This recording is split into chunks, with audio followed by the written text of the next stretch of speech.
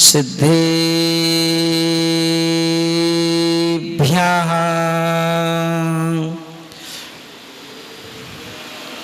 बोलिए भगवान महावीर स्वामी की, 24 तीर्थंकर भगवान की, बोलिए आचार्य गुरुदेव श्री ब्राग सागर जी महाराज की, अहिंसामयी विश्व धर्म की।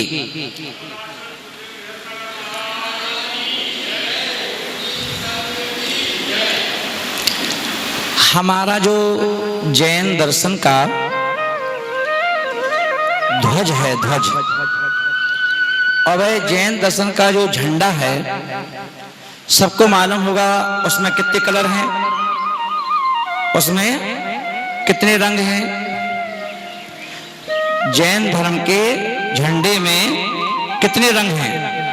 5। कितने हैं? 5। अच्छा ये बताओ, कौन बतलाएगा कि जो 5 रंग हैं झंडे के, तो क्रम से कौन बताएगा 5 रंग कौन कौन से हैं? पहला कौन सा है, दूसरा कौन सा है, तीसरा कौन सा है, चौथा कौन सा है, 5वां कौन सा है? कोई बताएगा? नहीं मालूम ना अपन को। तो अपन ये देखेंगे, चलो मैं ये बता देता हूं। चलो गिनो। नंबर 1, लाल रंग,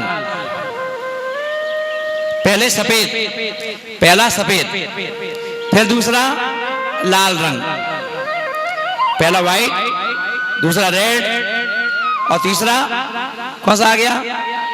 येलो, पीला कलर। चौथा कौन सा है? नीला। और 5वां कौन सा है? ब्लैक, काले रंग का। इस प्रकार से ये 5 रंग झंडे में हैं। काला ही है, हाँ, सब ध्यान रखें। तो अपन देखें, पहला रंग कौन सा है? सफेद। दूसरा कौन सा है? लाल। तीसरा कौन सा है? पीला। चौथा कौन सा है? नीला। और नीले का मतलब कौन सा नीला? जैसे कबूतर की गर्दन का रंग होता है, कभी देखना, वो वाला रंग ना, नीला कहेंगे उसको पूरा।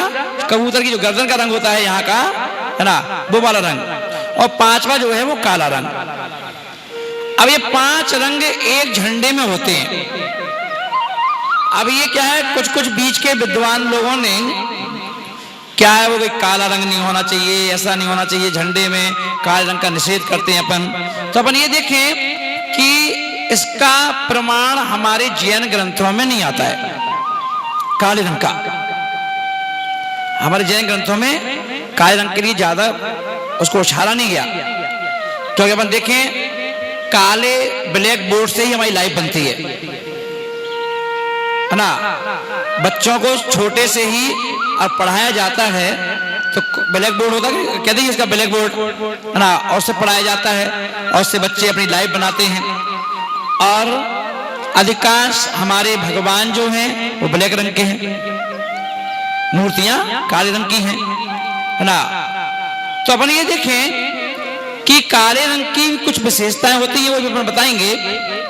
तो अपन ये देखें, 5 रंग। पहला कौन किसका हो गया? अब भगवान का नाम बताओ, भगवान का नाम और रंग।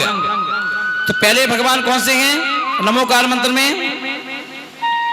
नमोकार मंत्र में सबसे पहले किसका नाम लिया गया? ऐसे बोलो, हाथ जोड़ के, नमो अरिहंताणम। हाँ, तो अरहंत परमेष्टियों का कौन सा रंग हो गया? कौन सा हो गया? हाँ, जोर से बोलो, तुम लोग धीरे धीरे बोलते हो। सफेद रंग का। तो अरहंत परमेष्टि का सफेद रंग, जैसे दीदी की साड़ी का रंग है ना, तो ये हो गया सफेद रंग। किसका हो गया? हाँ, भूलना मत, मैं बार बार पूछूंगा बीच में। अब नंबर आ गया दूसरा। दूसरे कौन से परमेष्टि हैं? बढ़ के बोलो, अच्छे बोलो, अच्छे। नमो सिद्धाणम। हाँ, अब सिद्धों का है दूसरा रंग। तो दूसरा रंग कौन सा है? लाल रंग है, और लाल रंग है तो लाल रंग, सफेद रंग शांति का प्रतीक, सफेद रंग जो है वो शांति का प्रतीक है ना, शांति का, इसलिए अपन देखें। और दूसरा रेड कलर है, लाल रंग किस बात का प्रतीक है? आकर्षण का, है ना, आकर्षण, दूसरा रंग हो गया। अब तीसरा रंग कौन सा है? तीसरे परमेश्वरी कौन से हैं? तो नमो आयरियाणम, सब लोग बोलो एक साथ जोर से, नमो आयरियाणम। हाँ, अब आयरियाणम मतलब आचार्य परमेष्ठी। कौन है? आचार्य, आचार्य विद्यासागर जी महाराज, आचार्य विराग सागर जी महाराज, आचार्य पुष्पन सागर महाराज, आचार्य बहुत सारे आचार्य, है ना। तो ये तीसरी पंक्ति आचार्यों को समर्पित है ना। अब आचार्यों का रंग कौन सा है? पीला। कौन सा रंग है? पीला। अब पीला रंग है आचार्यों का। अब चौथा रंग किसका है? उपाध्यायों का। तो बोलो पहले, नमो वज्रायणम। वज कैसे बोलते हैं? नमो वज, वज, वज, नमो वज्रायणम। हाँ, उपाध्याय। अब उपाध्याय परमेष्ठियों को नमस्कार हो, ठीक है ना। अब उपाध्याय को कौन से रंग में? कबूतर की गर्दन का रंग नीला, ठीक है ना। अब पांचवा पद कौन सा है? तो नमो लोए सब साहुणम। हाँ, अब नमो लोए सब साहुणम यानी कि लोए सब साहुणम यानी कि लोक में जितने भी साधु हैं उन साधुओं को मेरा नमस्कार हो। कौन से रंग में? कौन से रंग में? काले रंग में, ठीक है ना। अब अपन ये देखें, अब अपने शरीर पे आ जाओ कि पांच परमेष्ठियों का ध्यान कैसे करते हैं, पांच परमेष्ठि का। और उन पांच परमेष्ठियों को ध्यान करने के लिए शरीर की आवश्यकता है। तो हम, क्योंकि हर व्यक्ति अपने शरीर पर ध्यान करता है, जैसे मैंने सुबह बताया था प्रवचन में, ध्यान करने के लिए किसी प्रतिमा की आवश्यकता नहीं है, ध्यान करने के लिए किसी गुरु की आवश्यकता नहीं है। तो ध्यान तो स्वयं में, स्वयं के द्वारा किया जाता है, आत्मा में, आत्मा का आत्मा के द्वारा ध्यान किया जाता है। तो अब उन पंच परमेष्ठी का ध्यान कैसे करेंगे? ध्यान के अलग अलग भेद हैं। तीसरी अपन देखें, यह जो नमोकार मंत्र है, यह नमोकार मंत्र रक्षा मंत्र भी है। सुबह सुबह जब हम सो के उठते हैं और जैसे नहाया, नहाने के बाद अगर आप चाहते हैं कि हमारे शरीर की रक्षा हो, हमें कोई बीमारी ना हो, एक्सीडेंट ना हो, हम कहीं रास्ते में गिरे ना, हमें कोई चोट ना लगे, तो इस नमोकार मंत्र से अपने शरीर की रक्षा करना है। तो कैसे करेंगे? अपने दोनों हाथों को पहले रगड़ो, और दोनों हाथों को रगड़ करके अपन ने क्या किया? सबसे पहले अपने सिर पे हाथ रखा और क्या बोला? नमो अरिहंताणम। हाँ, ये सुरक्षा कवच, ये क्या है? सुरक्षा कवच। हम अपने हाथों से ऊर्जा दे रहे हैं अपने आप को, सर को ऊर्जा दे दी नमो अरिहंताणम के साथ कि नमो अरिहंताणम, तो सर की रक्षा होगी। अब पूरा मुख, नाक भी है, आंख भी है, मुंह भी है, दांत भी है, जीभ भी है, भैया इसका नुकसान ना हो तो क्या करें? अब फिर अपने हाथ किया, अब नमो सिद्धाणम, तो क्या किया अपन ने? पूरे मुख पर हाथ फेर दिया अपना, दोनों हाथ। तो दोनों हाथ की ऊर्जा पूरे चेहरे पर दे दी कि जहां जहां हमारा हाथ लग रहा है हमारे पूरे चेहरे की रक्षा हो। अब नमो आयरियाणम आ रहा है, तो अपन ने क्या किया? अपना गर्दन से लेकर के अपने कमर तक कमर तक क्या करना है, ड़मो आयरियाणम। हाँ भैया, पेट भी दर्द ना करे, हे आचार्य परमेष्ठियों, ना हमारा पेट दर्द करे, ना हमें अटैक पड़े, ना हमें कोई जलन हो। जलन मतलब अंदर की जलन, वो वाले बाहर वाली जलन नहीं, वो तो होती रहती है ना। तो क्या हो, जलन ना हो, किसी बात की परेशानी ना हो, कब्जियत ना हो, इसलिए नमो आयरियाणम, है ना। अब नमो कौन सा आ गया, उपज्जायणम। अब दोनों हाथ हैं अपने, तो क्या करना है, नमो उपज्जायणम, है ना। तो दोनों हाथ को अपन ने क्या किया, पूरे हाथ को कवर कर दिया। नमो, चाहे भले 2 बार पढ़ना पड़े पढ़ दो, कोई दिक्कत नहीं, पर पूरा हाथ कवर होना चाहिए। नमो उपज्जायणम, है ना। अब क्या बचा, पैर बचे। तो अब कमर से लेकर के पैर के पंजे तक, उंगलियां तक क्या करना है, नमो लोहे सभ्य साहुड़म ना, पूरे दोनों पैरों पे फेर लिया।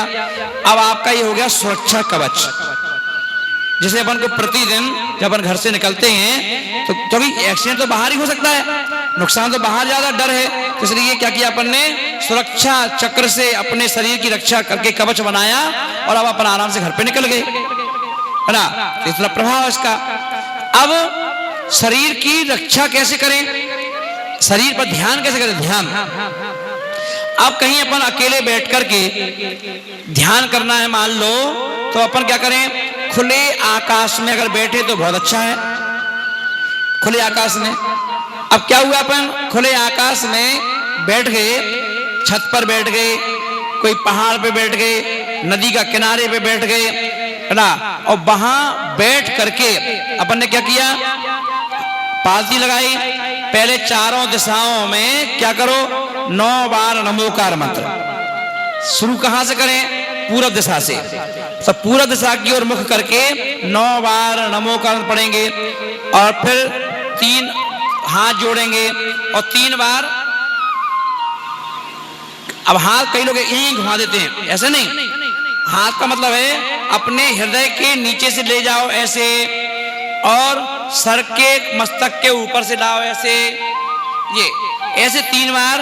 जब जब भी 9 बार नमोकार मंत्र पढ़ें, जब भी कायस्वर करें, तो 3 इसको कहते हैं आवर्त। क्या बोलते हैं इसको, हाँ। साधु लोग देखें, पर जो आचार्य महाराज होते हैं, उपाध्याय साधु होते हैं, पिच्ची को हाथ में लेकर के घुमाते हैं ना। तो 9 बार नमो पढ़ने के समय जिसे कायस्वर कहते हैं, तो फिर क्या किया अपन ने, 3 बार घुमाया और सर को झुका करके नमस्कार, उसको कहते श्रोणति, सिर झुका दिया। फिर दिशा चेंज कर लो, पूरब से दक्षिण में पहुंच जाओ, दक्षिण से पश्चिम में पहुंच जाओ, और पश्चिम से उत्तर में पहुंच जाओ, और वहां पे एंड हो गया। और फिर अपन ने क्या किया, पालती लगा करके और बैठ गए। शुक्र भैया, कहां गए शुक्ला, तो हल्की आवाज, हल्की आवाज, और पालती लगा के बैठ गए। और इसकी बढ़ा दो, इसकी बढ़ा दो थोड़ा, अरे उसकी नहीं, इसकी। तो क्या हुआ, अपन अपने स्थान पर जाकर के पालती लगा करके बैठ गए। अब पालती लगा बैठे, अब क्या करें, कई लोग कहते हैं ना हमें तो ध्यान करने नहीं आता, तो आप क्या करते हो, जहां भी बैठे तो वहीं जाप लेके बैठ जाते हो, और शुरू हो गए बस, क्या करेंगे, सामायिक कर रहे, सामायिक कर रहे। बोले नहीं, ध्यान करना है। अब ध्यान कैसे करें, तो उन्होंने क्या किया, चारों दिशाओं में कायस्वर करके अब बोल भी दो। क्या बोलना है, बोलो, उत्तर दक्षिण पूरब पश्चिम चारों दिशा, बी दिशाओं में स्थित, बी दिशा 4 दिशा, कितनी दिशाएं होती हैं, कितनी दिशा होती हैं, नहीं 10 दिशाएं कितनी होती हैं, हाँ ध्यान रखना। 4 आमने सामने की, 2 आमने सामने की, 2 कितनी हो गई, 4 कोने, है ना, ईशान, आग्नेय, नैऋत्य, वायव, कितनी हो गई, 8, एक ऊर्ध्व दिशा ऊपर वाली, एक नीचे वाली, कितनी हो गई, 10 दिशाएं। दिशाएं 10 होती है, ध्यान रखना। तो जब अपन बोलेंगे कि उत्तर दक्षिण पूरब पश्चिम 4 दिशा और बी दिशा जो ऊपर नीचे ये विदिशा कहती है, और ये कोने वाली भी विदिशाएं कहती। विदिशा वो शहर नहीं, विदिशाएं है ना। तो उत्तर दक्षिण पूर्व पश्चिम चारों दिशा और विदिशाओं में स्थित अरहंत, सिद्ध, आचार्य, उपाध्याय, साधु, जिन धर्म, जिन आगम, जिन चैत्य और जिन चैत्यालय के लिए मेरी ओर से बारंबार नमोस्तु नमोस्तु नमोस्तु, ऐसे नमोस्तु किया। और अब क्या किया अपन ने, आप कौन से आसन में कम से कम 40-45 मिनट तक बैठ सकते हो। कोई एक आसन कोशिश करोगे एक ही आसन में हमारे पूरा 45 मिनट हो जाए, हमें आसन बदलना ना पड़े। अब बदलना अगर तकलीफ हो तो बदल लो, पर कोशिश करेंगे ना बदलें, है ना। धीरे धीरे, अभी 10 मिनट बैठोगे, फिर 15 मिनट, 20, फिर आधा घंटा, फिर 1 घंटा बैठ जाओ अच्छे से। तो अर्ध पद्मासन में बैठ सकते हो, पद्मासन में बैठ सकते हो, सुखासन में बैठ सकते हो, है ना। बैठ गए अपन। अब बैठ करके क्या करना है, रीढ़ की हड्डी सीधी, और रीढ़ की हड्डी को सीधा करके, और अब क्या करना है, रीढ़ की हड्डी को सीधा करने के बाद आंखों को आइस क्लोज, जब नहीं आइस है तो क्या करना है, क्लोज यानी बंद करना है। और बंद करके सबसे पहले कम से कम 10 से 15 बार लंबी गहरी गहरी सांस,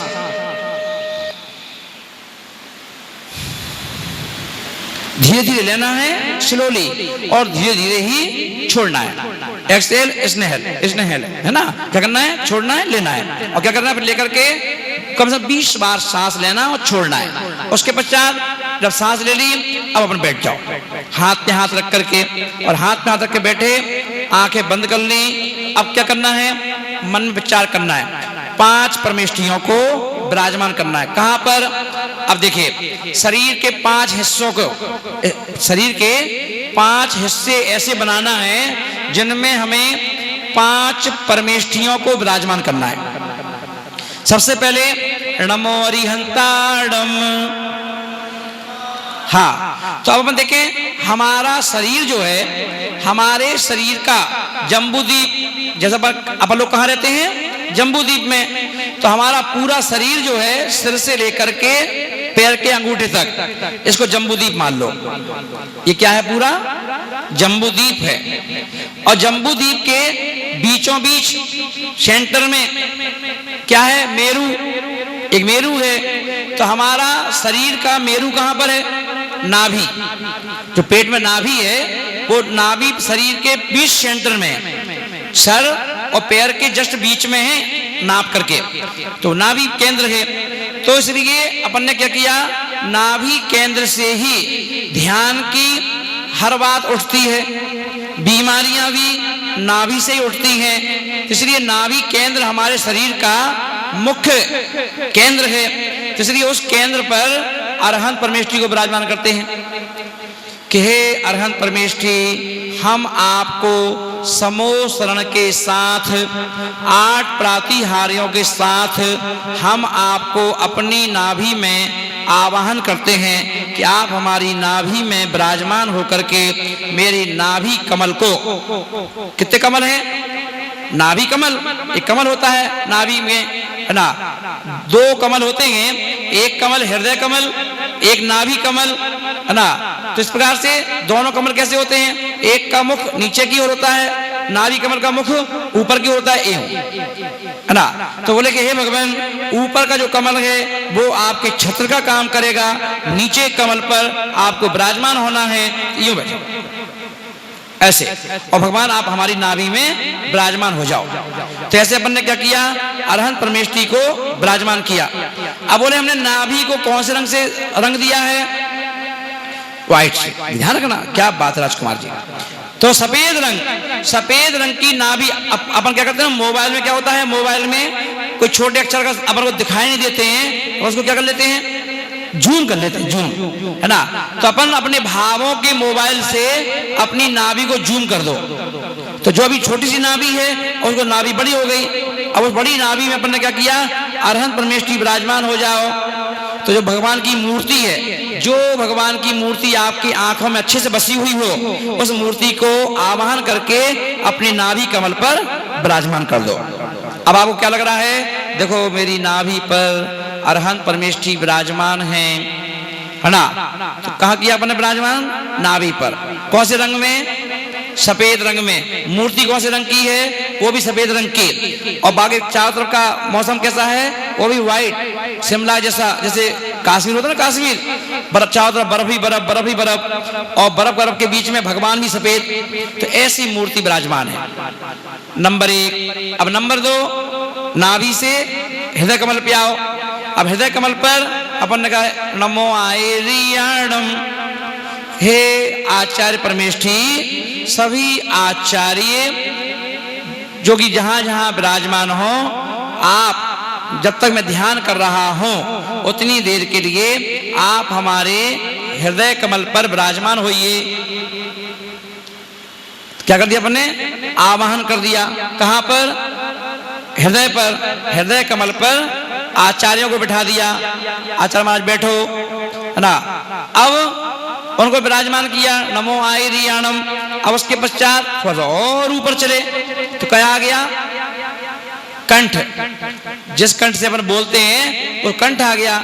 उस कंठ पर किसको विराजमान करना है? उपाध्याय परमेष्ठी को। तो नमो वज्रायाणम, है ना। क्यों? उपाध्याय परमेष्ठी को संपूर्ण ज्ञान होता है, इसलिए कहा आप यहां विराजमान हो।